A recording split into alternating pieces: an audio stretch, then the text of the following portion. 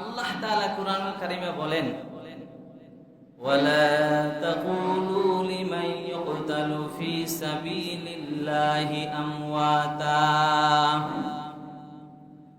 ও দুনিয়ার ঈমানদারেরা, ওয়ালা তাকুলু লিমান ইউকতালু ফি সাবিলিল্লাহি আমওয়াতা। যেই সমস্ত বান্দা আল্লাহর রাস্তায় জিহাদ করে শহীদ হয়েছে, তোমরা তাদেরকে মৃত বলো না। কি বলো না? যারা আল্লাহর রাস্তায় জিহাদ করে শহীদ হয়েছেন, তোমরা তাদেরকে মৃত বলিও না। বাল আহইয়াউ ওয়ালাকিন লা তাশউরুন।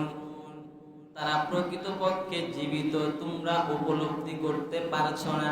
মূলত তারা কি? জীবিত। যারা আল্লাহর রাস্তায় শাহাদাত বরণ করেছে, তোমরা তাদেরকে মৃত বলিও না। তারা কি? জীবিত, তোমরা তা বুঝতে পারছো না।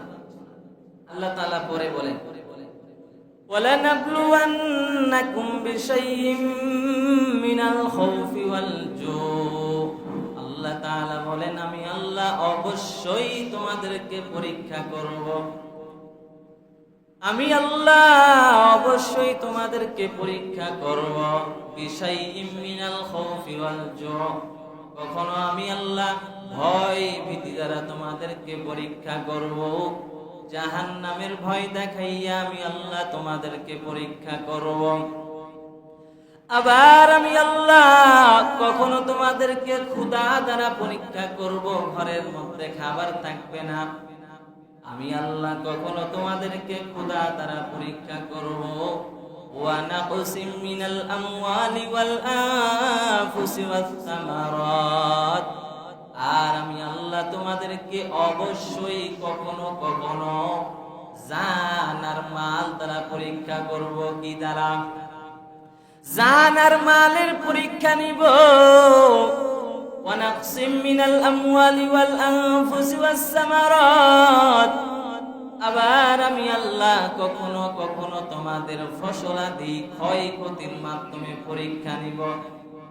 কখনো আমি আল্লাহ ঝড় আর তুফানের মাধ্যমে তোমাদের ফসলগুলো নষ্ট করে দেব। তবে যারা এই ধৈর্য ধারণ করবে, তাদের জন্য সুসংবাদ। ফসলের ক্ষতি দ্বারা পরীক্ষা করব, বান্দা ধৈর্য ধারণের গুণ অর্জন করতে হবে। আল্লাহ তাআলা বলেন, আমি আল্লাহ অবশ্যই পরীক্ষা করব, কোনো সন্দেহ নাই।